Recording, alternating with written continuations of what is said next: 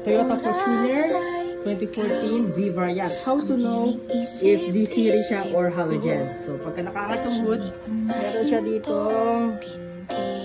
ayan, yung high voltage ballast. Ibig sabihin, naka D4 series.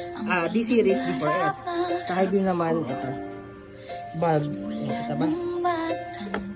Yun, yung bulb niya. So, pagka tatanggalin mo siya, pindutin mo yung anim. Tatanggalin mo siya. Ito yung pinipindot. Yan, pindutin mo na flash. Tapos, i-stop ito yung bulb.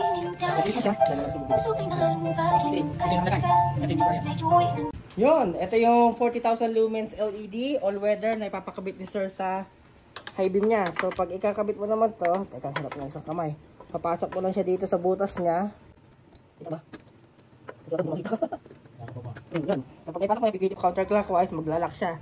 Yan. Tapos, connect mo na lang sa female connector. Tapos, mamaya pailawin natin. Ganun din sa kabilang side.